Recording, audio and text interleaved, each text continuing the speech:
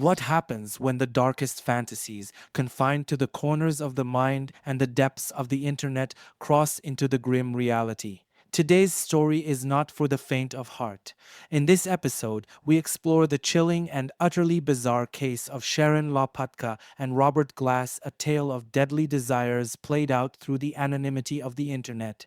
A story where the line between consent and crime blurs, leading to a fatal encounter that shocked the world. We delve into how a seemingly innocent search for companionship spiraled into a deadly pact. Before we continue, a warning. This video contains discussions of mature themes, including explicit sexual content and graphic descriptions of violence. Viewer discretion is advised. Early life. Born on September 20, 1961, in Massachusetts, Sharon Rena Denberg was the eldest of four daughters in a devout Orthodox Jewish family. Growing up in Baltimore, Sharon's life was deeply rooted in tradition and religious observance, with her father serving as a cantor in their local synagogue. Her upbringing was characterized by strict adherence to religious practices, which defined her early social and educational experiences. Sharon attended religious schools where she excelled academically and was known for her quiet and compliant nature. Despite the outward appearance of a well-adjusted young girl, those who knew her sensed she was grappling with the confines of her sheltered life. Adult life. As Sharon reached adulthood, she sought more than the insular community could offer. Her journey into broader society began at college, where she met Victor Lopatka. The two quickly fell in love, but their relationship was fraught with challenges from the start. Victor, a construction worker from a Catholic background, was seen as an unsuitable match by Sharon's family.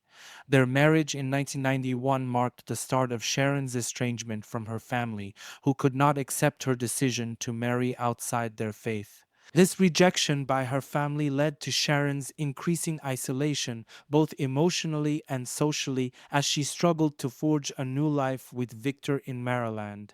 The couple lived a modest life, with Sharon spending much of her time alone, which led her to seek connection and excitement beyond the physical confines of her marriage. Double life. It was during these long periods of solitude that Sharon discovered the internet, a gateway to a world where she could be anyone other than herself. Under numerous aliases, Sharon explored chat rooms and forums, engaging in conversations that ranged from the mundane to the dark corners of sexual fantasies. She created multiple online personas, each reflecting disparate aspects of her psyche, from a dominant mistress to a vulnerable damsel. This digital life grew in complexity as Sharon became more involved in various online communities, leading her to experiment with increasingly extreme forms of expression. Her activities included running a website on interior decorating, another on spiritual advice, and notably a controversial service where she offered personalized erotic interactions over the phone. These endeavors not only provided an escape from her reality, but also an outlet for her suppressed desires and curiosities. Through her secret online life, Sharon formed connections that would ultimately lead her down a perilous path.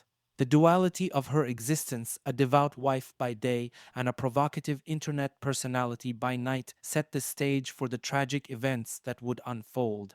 Sharon's story is a chilling reminder of the profound impact that unbridled and anonymous exploration can have on one's real life. Personal and professional life. Robert Frederick Glass appeared to most as the epitome of an ordinary, hard-working American. Born in 1951, Robert was a long-time resident of Lenoir, North Carolina, where he settled into a seemingly quiet life as a computer analyst for the county government. He had a stable career that spanned over 16 years, demonstrating skill and dedication that earned him respect in his professional community. Married for 14 years, Robert was a father of three children, his life framed by the responsibilities of family and his job. His neighbors knew him as a reserved yet polite individual who blended seamlessly into the backdrop of suburban routine. Secret life. Beneath this veneer of normalcy, however, Robert harbored a complex and disturbing alternate reality fueled by the nascent world of the internet. As the digital age took root, Robert found himself drawn deeper into online forums and chat rooms that catered to sexual fantasies far removed from the conventional. His online persona, Slow Hand, became his gateway to a secret world of BDSM and darker sexual interests, which he kept hidden from everyone in his life, including his wife. This digital double life grew increasingly consuming, leading to estrangement from his wife, Sherry. Suspicions about his online activities surfaced when Sherry discovered explicit and violent emails saved on their home computer, revealing a side of Robert she never knew existed. The revelations led to their separation in May 1996, leaving Robert to live alone, further isolating him from real world connections and pushing him deeper into his clandestine online activities. Robert's descent into his secret life illustrates a perilous intersection of digital anonymity and real world consequences, setting the stage for the tragic events that would eventually unfold with Sharon Lopatka. This stark duality between his public facade and private pursuits paints a complex picture of a man living on the edge between two worlds. Initial contact. The digital threads that drew Sharon Lopatka and Robert Glass together were spun in the dark corners of the internet, where anonymous exchanges mask real-world intentions. It began innocuously enough on a forum dedicated to BDSM, where users explored the outer limits of their sexual fantasies. Sharon, under one of her numerous pseudonyms, was searching for something extreme, something beyond the usual role-play chatter that filled such online spaces. Robert, known as Slow Hand, matched her intensity with his own desires for dominance and control. Their initial interactions were casual, but as they delved deeper into their respective fantasies, the tone shifted.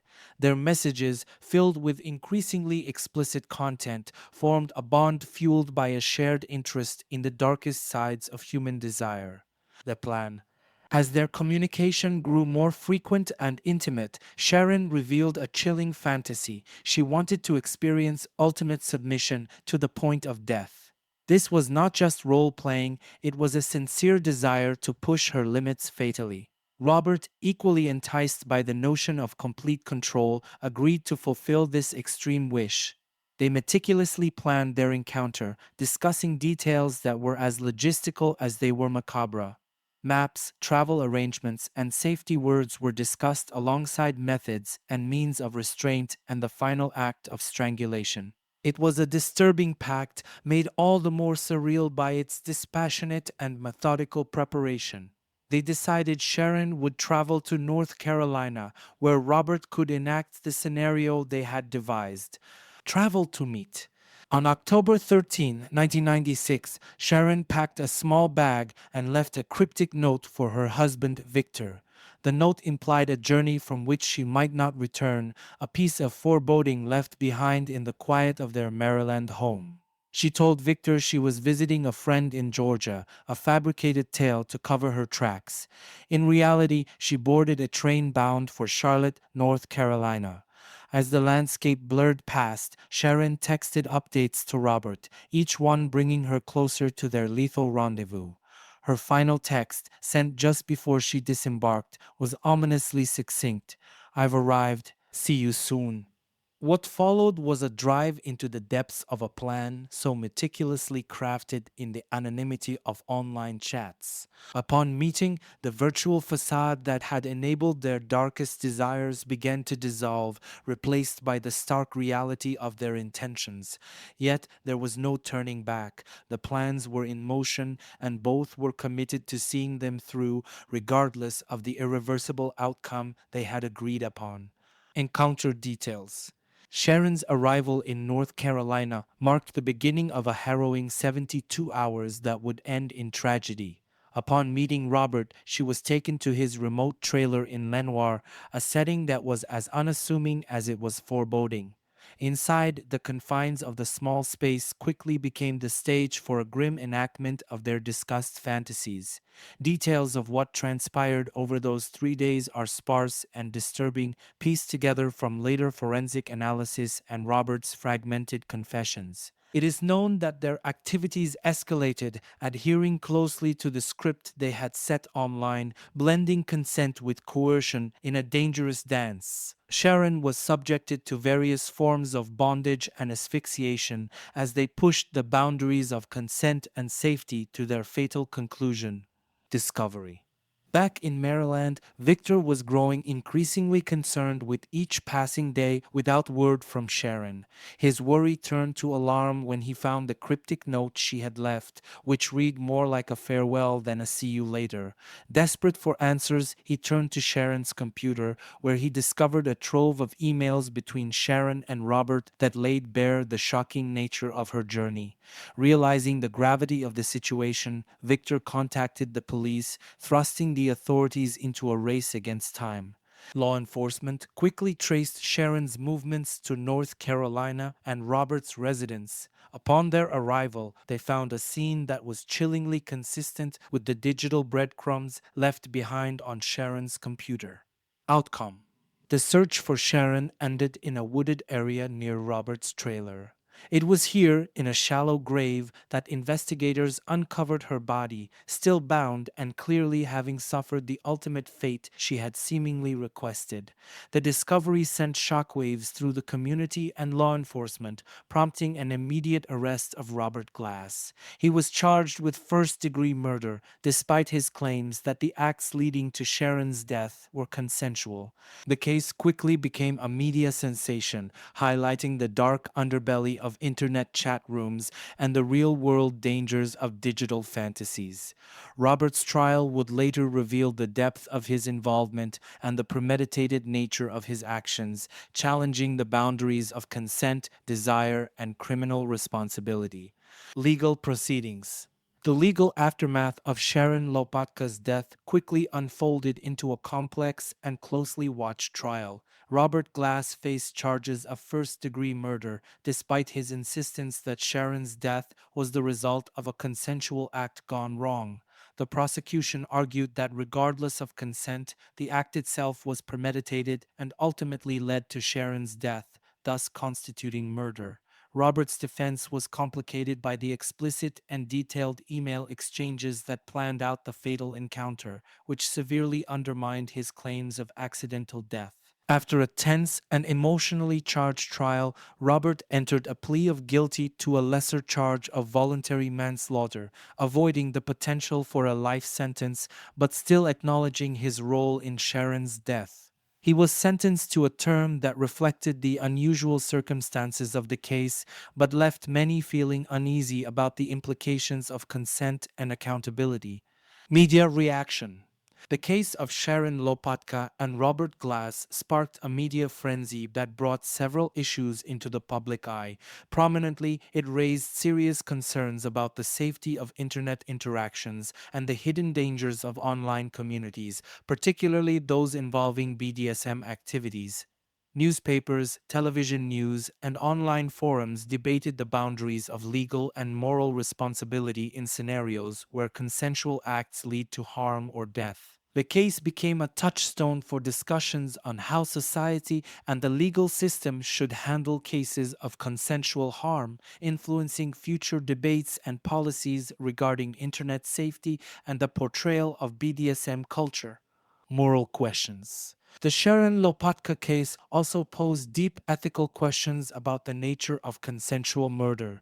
Can there ever truly be consent in situations leading to death? How should the law differentiate between consensual activities and culpable violence? These questions challenged legal experts, ethicists, and the public to reconsider the limits of autonomy and consent. The case left a lasting imprint on the discourse surrounding personal freedom versus societal protection, highlighting the complex interplay between individual desires and the legal frameworks designed to safeguard human life. Recap. Today, we delved into the harrowing and controversial case of Sharon Lopatka and Robert Glass, a narrative that tested the limits of consent, legal boundaries, and internet safety. We explored the intricate details of their fatal meeting, the subsequent legal battle, and the broader societal implications that arose from their online and real world interactions. This case serves as a stark reminder of the potential dangers lurking within digital communications and the dark turns that human desires can take. What are your thoughts on the ethical and legal complexities presented by this case? Do you think the legal outcome was appropriate, and how should society address similar cases in the future? Share your thoughts in the comments below, and if you found this discussion enlightening, please like this video and subscribe for more deep dives into true crime stories. Your engagement helps us bring more content like this to light.